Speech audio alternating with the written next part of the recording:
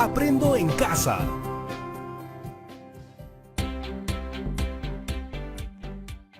Chicas y chicos de tercero de secundaria, mi nombre es Jonathan Hernández y esto es Aprende en Casa. El día de hoy exploraremos el área de ciencias sociales y para hacerlo vamos a empezar el programa con un jueguito. ¿Qué les parece? ¿Alguna vez han jugado Simón dice? Es muy fácil, ustedes solo deberán hacer lo que Simón les dice y Simón en ese caso seré yo. A ver, empecemos. Simón dice que todos traigan su lápiz y papel para tomar nota. ¿Ya ven qué fácil es? Pero es un problema tener tanto poder porque se te puede subir a la cabeza. Ahora, Simón dice que todos deben trabajar 7 días a la semana, sin descanso. Simón dice que todos deberán pagarle 4 tipos de impuestos.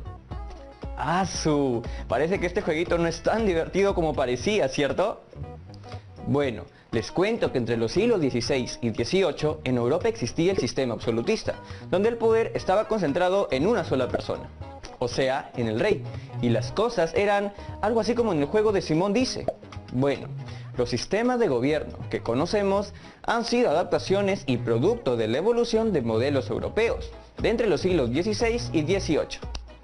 Hoy, nuestro país se rige por un sistema republicano, donde el poder está dividido en 3, poder ejecutivo, poder legislativo y poder judicial, y nuestra forma de gobierno es democrática. En la actividad de hoy evaluarás algunos puntos de vista sobre el impacto que trajo consigo el sistema absolutista en Europa, entre los siglos XVI al XVIII. Y luego reflexionaremos sobre qué tan eficaz ha sido el sistema republicano para resolver los asuntos públicos de nuestro país. Y para entenderlo mejor, tengo un video preparado para ustedes. Vamos a verlo. Hoy vamos a hablar de uno de los periodos más importantes de la historia. No, señor editor, ese periodo es muy prehistórico para nuestro tema de hoy. Avancemos más, por favor. No, todavía falta más. Ahora sí, hoy vamos a hablar del antiguo régimen. Y ya sabes qué significa hablar de esto, ¿verdad? Bueno, siempre que te hablen del antiguo régimen, escucharás sobre reyes muy, pero muy regios, palacios enormes y tremendos tonazos y banquetes. Pero espera, no todo fue tan fácil, porque también escucharás sobre guerras y gente muy molesta porque su situación económica era malísima. Mejor definamos al antiguo régimen. Esto se define como un conjunto de aspectos sociales, políticos y económicos que caracterizaron a Europa entre el siglo XVI y XVII.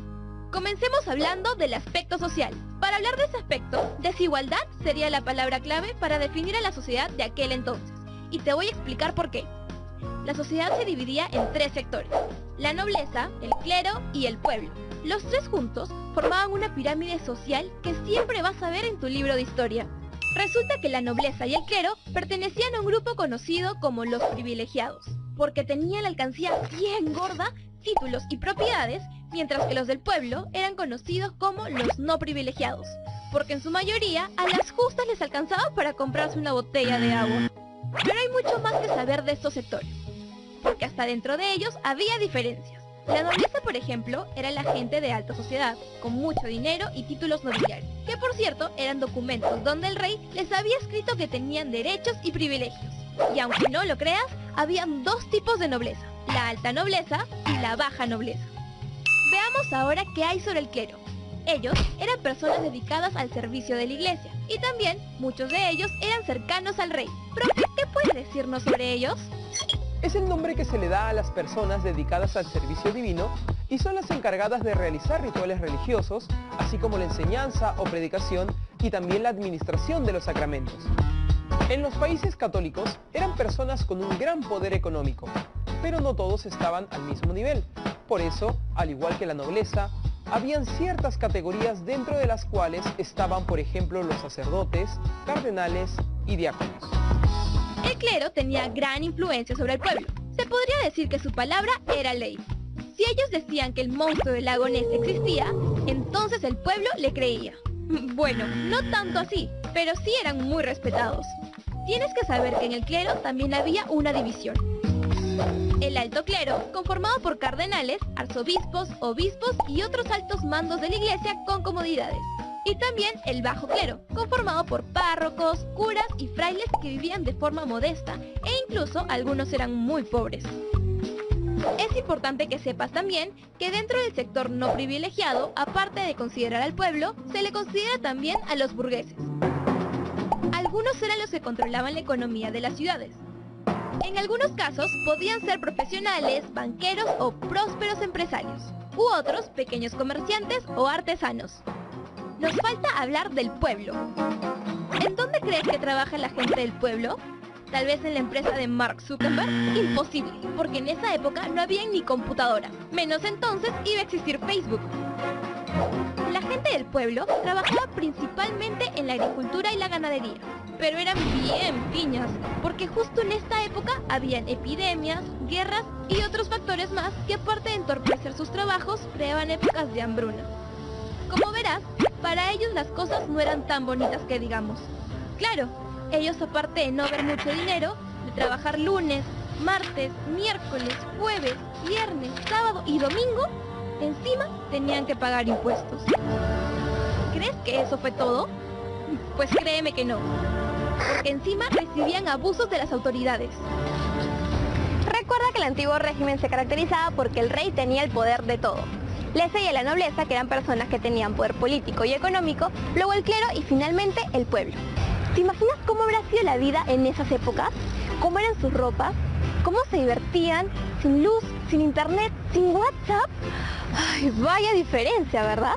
Mejor continuemos con el tema porque aún nos quedan dos aspectos muy importantes, político y económico. Ahora hablemos del aspecto económico. La desigualdad social era consecuencia de la mala administración del dinero. Claro, por un lado, el rey se daba la gran vida en su enorme palacio con sus lujos, comodidades, preocupado siempre de verse elegante y de estar rodeado de sirvientes que le obedecieran en absolutamente todo. Hasta la vida de los privilegiados, como la nobleza y el clero, era chévere, porque de todas formas siempre contaban con ciertos beneficios como lujos y los famosos títulos nobiliarios. Pero para el pueblo no había ni palacios, ni títulos nobiliarios, ni dinero, ni peluquines y bastones de oro como los del rey, ni nada parecido, y por eso andaban descontentos y muy molestos. Qué injusto, ¿verdad? Además, el pago de impuestos era otro problema, porque los privilegiados, encima de tener comodidades, no le daban ni las gracias a nadie. En cambio, el pueblo tenía que aportar 4 tipos de impuestos que eran los siguientes: los impuestos reales, municipales, feudales y eclesiásticos. Además, los que se llevaban la chamba dura eran ellos, porque su trabajo de agricultura y ganadería fue la base principal de la economía. Pero eso no fue todo, porque poco a poco se desarrolló también la industria, impulsada principalmente por los monarcas, y el comercio, que se dio tanto en el interior como en el exterior de los países. Profe, ¿qué más puede decirnos sobre esto? En el antiguo régimen, el aspecto económico empieza a tomar fuerza tanto en la industria como en el comercio. Por un lado, la industria fue impulsada por los reyes, quienes al tener gran poder y dinero intentaron poner grandes fábricas que en realidad terminaron siendo grandes talleres artesanales. Por otro lado, el comercio exterior estaba mejorando mucho con el intercambio de bienes entre Europa y América, mientras que, por el contrario, el comercio interno se deterioraba debido a diversas dificultades que no le permitieron prosperar. Nos falta hablar del aspecto político del antiguo régimen. Lo que debemos saber aquí es que la forma de gobierno fue la monarquía absolutista, lo que se define como la forma de gobierno en la que el rey tiene el poder de todo. Pero como encima para aprender queremos que todo te quede claro, comencemos hablando de la situación política europea en el siglo XVII. Resulta que esta estuvo marcada por la Guerra de los 30 años y por los cambios políticos que ocurrieron en España, Inglaterra y Francia. La Guerra de los 30 años se dio entre 1618 y 1648.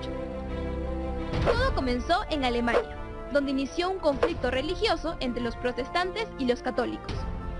Esto se extendió y al final intervinieron Holanda, España, Inglaterra, los estados germánicos, Dinamarca, Suecia y Francia, un bando a favor del catolicismo y otro en contra.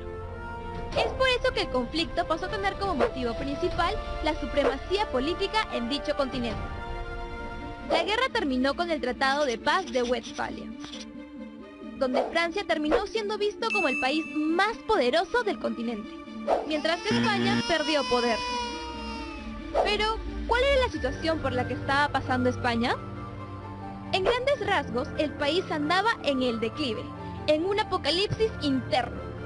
Era la real decadencia, porque no solo había perdido poder con la guerra de los 30 años, sino que también se dieron conflictos internos como la guerra de la Sucesión Española y una fuerte crisis demográfica a causa de las guerras, donde había la peste y hambruna por los que muchos españoles optaron por agarrar sus cosas y mejor venirse para América. Pero si España estaba así de mal, ¿qué pasaba en Inglaterra? Veamos. En el siglo XVII en Inglaterra se dio una fuerte revolución política. O sea, habían fuertes disputas entre ver qué sistema se establecía. Las opciones eran o un sistema monárquico o la democracia. Luego de tanto conflicto, llegó la calma, con la Revolución Gloriosa, donde Guillermo de Orange juró una declaración de derechos donde reconocía las libertades de su gente y establecía las limitaciones del poder de la realeza. Por último, veamos la situación política de Francia en el siglo XVII. Resulta que en la primera mitad de ese siglo se buscó sentar las bases para alcanzar la supremacía de Francia. Profe, ¿qué puede decirnos sobre esto? Además, como parte de su política, fue él quien propició que Francia intervenga en la guerra de los 30 años, lo que terminó siendo positivo porque fue luego de este hecho que el país surgió como la nueva gran potencia europea. Ya hablamos del aspecto social, económico y político del antiguo régimen. El antiguo régimen se define como un conjunto de aspectos sociales, políticos y económicos que caracterizaron a Europa entre el siglo XVI y XVII. En el aspecto social, la desigualdad saltaba a la vista y esta se dividía en tres sectores: la nobleza, el clero y el pueblo. Los dos primeros pertenecían a un grupo conocido como los privilegiados, porque tenían la alcancía bien gorda, títulos y propiedades, mientras el pueblo era conocido como el grupo de los no privilegiados, porque no tenían tantos recursos. En el aspecto económico, la ganadería y la agricultura fueron las principales fuentes de producción, pero también comenzó a surgir la industria y el comercio. En el aspecto político, funcionaba un modelo de monarquía absolutista, lo que quería decir que el rey era la única persona en quien se centraba todo el poder. Por último, aprendimos que la situación política europea del siglo XVII estuvo marcada por la guerra de los 30 años y los cambios políticos que se dieron en España, Inglaterra y Francia. El poder se centró solo en el rey, quien lo manejaba todo, mientras que el pueblo pasaba por una serie de carencias. ¿Crees que esta forma de gobierno hubiese propiciado un correcto desarrollo en los países? ¿O por el contrario, hubiese provocado más revueltas y guerras? La concentración de poder en una sola persona no parece ser una opción correcta, pero esto es solo algo que no solo se ha presentado en siglos pasados, sino también en la actualidad, y no ha resultado ser algo muy positivo para la sociedad. Como sabrás, aún existen reyes en algunas partes de Europa, como el rey Felipe en España o el rey Guillermo en Holanda, con la diferencia que ahora son personas que no llevan ningún régimen autoritario, sino más bien se debe principalmente a una cuestión de respeto por seguir la tradición. Entre los siglos XVII y XVIII, en muchos estados europeos como España, Francia, Austria-Hungría y Rusia, se optó por seguir el absolutismo. Pero, ¿sabes qué es el absolutismo? Te explico. Esta es una forma de gobierno en el que todo el poder de un estado se centra en una sola persona, un soberano o un rey. Y cuando pensamos en un rey, seguro lo primero que viene a nuestra mente es una corona de oro, un palacio enorme y harto dinero, como para comprarte una bici nueva y todo lo que se te venga a la mente. Es cierto, el rey tenía todo eso y mucho más. Pero además, en el sistema absolutista no había división de poderes. El poder ejecutivo, legislativo y judicial eran ejercidos por la misma autoridad, el rey. Imagínate, nadie lo controlaba ni supervisaba. No vas a pensar que se la pasaba todo el día jugando póker o tomando un baño en sus tinas de oro, ¿verdad? Para nada. El rey también tenía que cumplir con funciones políticas, como comandar ejércitos, determinar impuestos, brindar o quitar privilegios, y dirigir la administración entera del Estado.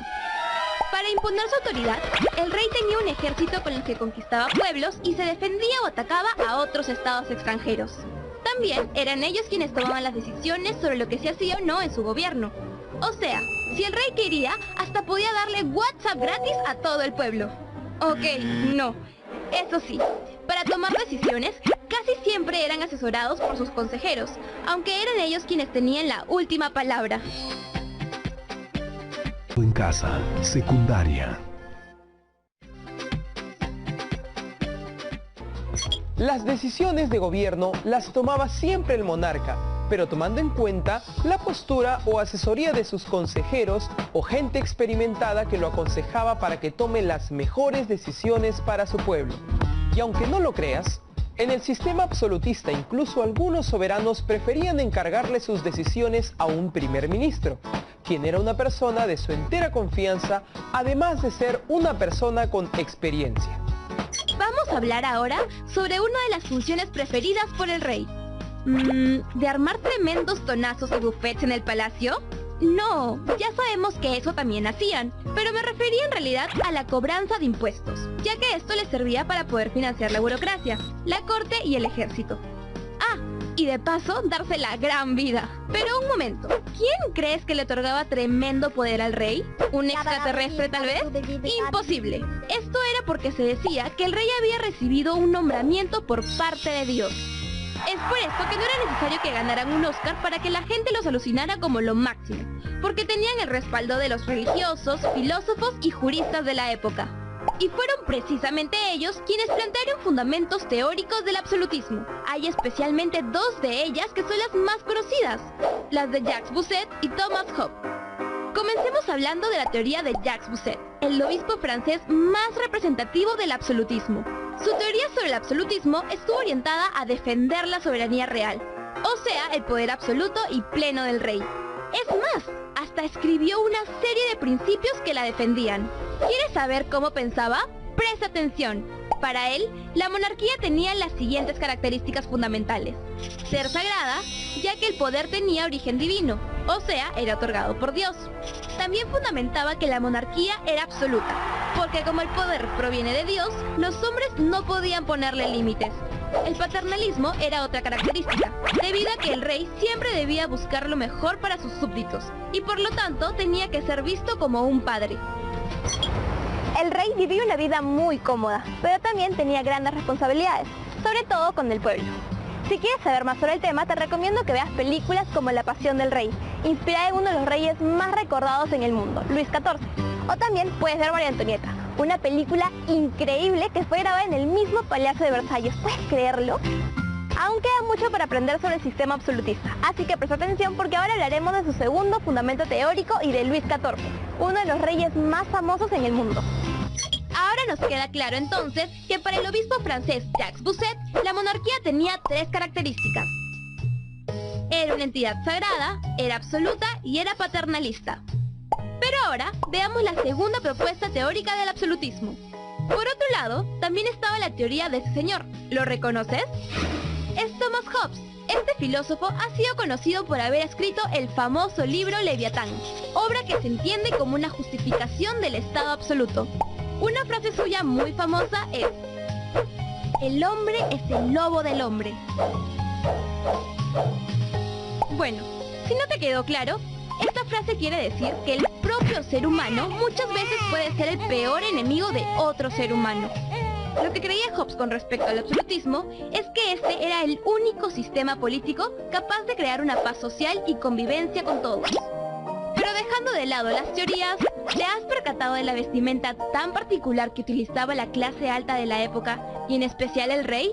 La clase alta usaba telas finísimas, pero en vestimenta al rey nadie le ganaba, porque aparte de usar su corona y cetro como símbolo de mando, tenía una espada que lo representaba como el ser de máxima justicia y un manto real.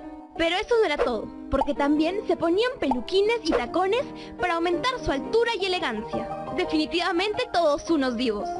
Pero quiero preguntarte algo. ¿Sabes con quién comenzó todo ese sistema absolutista?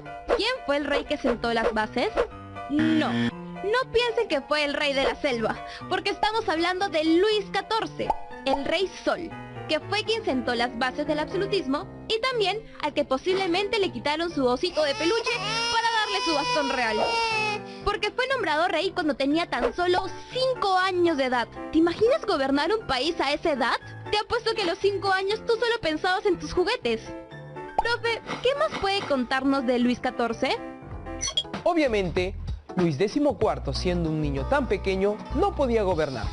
Así que su madre, Ana de Austria, autoriza al primer ministro Julio Mazarino para que gobierne. Y recién cuando Mazarino muere, Luis XIV sorprende a la corte con su decisión de ejercer personalmente en el gobierno cuando tenía 22 años de edad. Por cierto, a Luis XIV se le conoció como el Rey Sol, porque su reinado trajo prosperidad y paz a Francia, y además la convirtió en una gran potencia mundial. El rey más popular de la farándula europea, Luis XIV, no tenía el cetro, la corona y bueno, tampoco sus lindos tacos de adorno. No, él, como buen rey absoluto, aplicó políticas en el ámbito económico, administrativo y en la política internacional. Con respecto al ámbito económico, impulsó una política orientada al mercantilismo, un sistema en el que todo es comercio y exportación. Y en el que también se buscan obtener metales preciosos. Así es, pero ahora veamos qué política se aplicó en la administración. Luis, como buen absolutista, centralizó todo por completo y la nobleza se convirtió en cortesana. O sea, estaba atrás del rey para complacerlo en todo. ¡Qué suertudo! El dinero lo administro yo, los palacios los administro yo, los ejércitos yo también. Mi página de Facebook, no, verdad que esa época no tenía. Nos falta hablar de lo que ocurrió en la política internacional. Aquí, el rey buscó extender sus fronteras y obviamente a la buena no lo iba a lograr. Así que inició varias guerras que le permitieron obtener ciudades como Estrasburgo, partes de Luxemburgo y Flandes. Pero, ¿quieres saber qué más hizo Luis XIV? Mira este lugar. Increíble, ¿verdad? ¿Quién no quisiera vivir ahí? Rodeado de lujos y comodidades, pues este enorme palacio es conocido como el Palacio de Versalles. Su construcción fue ordenada por Luis XIV para mantener a los nobles y funcionarios de gobierno bajo su control. Es por eso que Versalles es un símbolo del absolutismo y uno de los complejos arquitectónicos monárquicos más importantes de Europa. Tanta es su importancia que la UNESCO lo declaró Patrimonio de la Humanidad en 1979. Por todo lo que hemos visto sobre el gobierno absoluto de Luis XIV, es que este sistema se expandió a otros países de Europa como Prusia, España, Portugal, entre otros. La vida de la corte en Versalles giraba en torno a la persona del rey, quien tenía todo a sus pies. Actualmente, en este palacio se reciben a jefes de Estado de otros países. Además, cuenta con varias secciones abiertas para que todos conozcan la historia de Francia. Imagina qué alucinante debe ser estar en un lugar así, donde en algún momento pasaron reyes y gente de la alta sociedad. Ya hablamos del absolutismo político, así que veamos cuánto has aprendido. El absolutismo político es el sistema en el que todo el poder de un país se centra en una persona, el rey. Luis XIV, también conocido como el Rey Sol, fue el máximo representante del absolutismo, además de ser el que sentó las bases de este sistema. Recuerda también que este sistema estuvo fundamentado principalmente por dos teorías, la de Thomas Hobbes y la de Jacques Bousset. Ambas teorías concluían lo siguiente: absolutismo igual a poder total de la monarquía. Además, vimos que el Palacio de Versalles es un símbolo del sistema absolutista, ya que este lugar fue construido para que el rey pueda tener bajo su dominio a los cortesanos. Por último, no olvides que el modelo de absolutismo político en Francia se expandió a otros países de Europa como Prusia, España, Portugal, entre otros. Ahora que entiendes en qué consistía el absolutismo, ¿qué te parece esta forma de gobierno? Si tú fueses parte del pueblo, ¿estarías de acuerdo con que el rey estuviese a cargo de todo? ¿Crees que la población tenía una actitud positiva ante un rey absoluto? Es cierto que hubo reyes muy buenos como Luis XIV, pero nunca es positivo que el poder se emplee como en el absolutismo. Precisamente, el hecho de que el poder se haya centrado en una sola persona le trajo problemas a Europa en los años posteriores. Ya estamos de vuelta. ¿Qué opinan del video que acabamos de ver?